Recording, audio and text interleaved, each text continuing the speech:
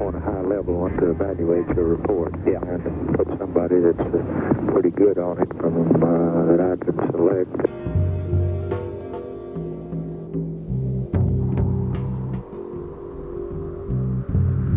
Kennedy was upsetting some of the most powerful and violent forces in this country. The CIA that he threatened to splinter into 1,000 pieces, the mafia, which he and his brother were attacking, and we now know, of course, that all of these groups were working with each other, particularly in the secret war against Castro.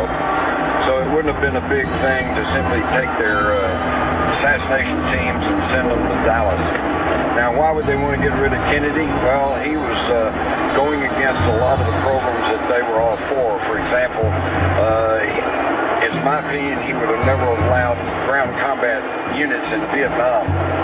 And he even told close friends that after the election he was going to withdraw U.S. troops from Vietnam. That would have curtailed a lot of the profit for the military-industrial complex. He also threatened to splinter the CIA into 1,000 pieces. In other words, disband the CIA. He also was working through his Treasury Secretary to curtail the power of the Federal Reserve System. In fact, in June of 1963, he issued $6 billion in United States notes. Money issued through the U.S. Treasury, not through the Federal Reserve System, which is headed by a bunch of international bankers. I think the two fundamental points about the Kennedy assassination are, number one, who had the ability to strip him of normal security. In fact, when Fourth Army Intelligence called up the Secret Service, called up higher-ups and said, we're prepared to send a bunch of plainclothes agents to provide additional security, they were told to stand down. So who had the power to strip the normal security away from Kennedy? When President Eisenhower went to Mexico City, and by that I mean the security people went there more than a month early to look at every angle of the trip. There are rules and manuals on what we call protection. The Secret Service, that is an organization of limited size, is authorized to call any number of military people. And these are military people who are already trained to augment their forces in a case like this. There's no shortage of people. Ordinarily, a unit of military, I think was called a Special Group Number 113, would have come up from San Antonio, Texas, and would have been deployed all through the streets of Dallas, the important streets of Dallas. That was not done. In fact, the commander was specifically told he wasn't needed. In fact, there were no Secret Service people on the ground around Dealey Plaza that afternoon. They were told they were not needed. Specifically, agents were told not to ride on or near the rear of the limousine.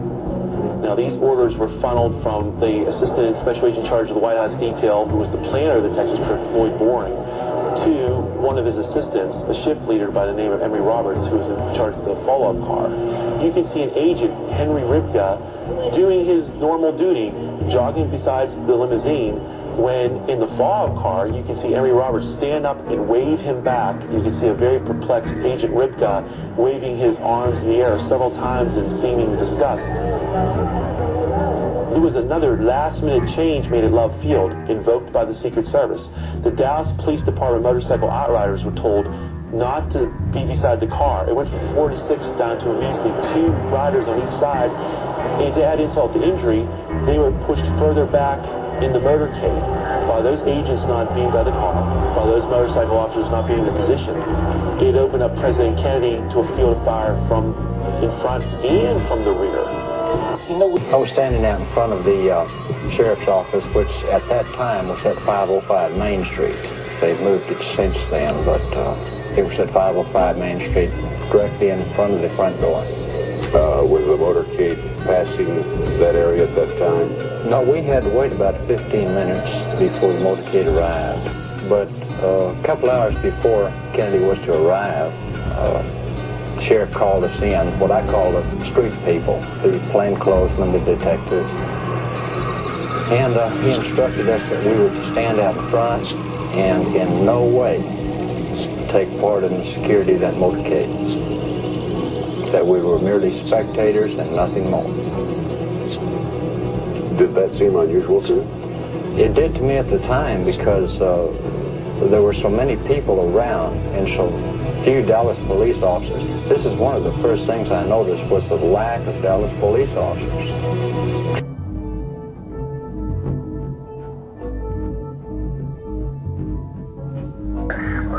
Like agents, how come there was no agents that posted on the back of the limousine? We had just pulled. We had just come down Main, where the volume of the crowd.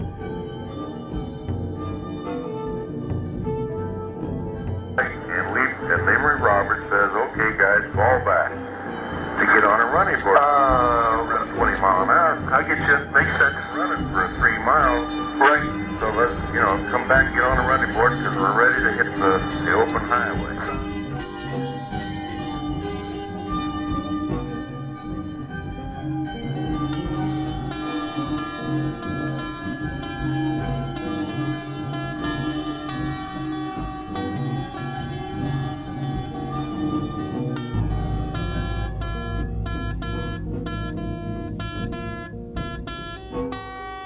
The other point, of course, has to do with the fundamentals of the assassination. If one bullet did not pass through Kennedy's body and strike Connally, causing 7 wounds to these 2 men, then obviously one person did not do the shooting. The same week that he was assassinated in Dallas, one of the Dallas papers ran a story that said Johnson would probably be dropped from the ticket in 1964. So this not only was the last chance for the people that wanted to get to Kennedy, but it was the last chance for Lyndon Johnson. So according to your father, he knew that the power that resulted in the assassination went right up to Lyndon Johnson. That's right. He wrote out a document that he called the chain of command. He sketched it out for me, and at the very top there was LBJ. Right. Below that there was Goldmeyer, David Phillips, and below that there was Bill Harvey. Below that David Morales, and then below that the French. Copies of it too. But here's what you have to understand. Johnson, as powerful as he was very much under the control of people even more powerful. For example, in his administration, he had his 16 wise men, who included Dean Rusk and McNamara and this bunch, and the banking elite of Europe, of the world, and then they came over here. They were the ones who tried to instigate the League of Nations in World War I, but we didn't want to give up our sovereignty.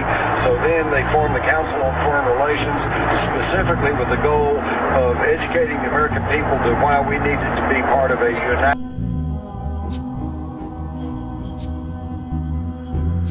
These are the globalists. These are the people that George Bush Sr. referred to as the New World Order. And shots rang out. He grabbed his throat, and that was the horrible headshot. How many shots did you hear? 4 to 6. Did you see a gunman?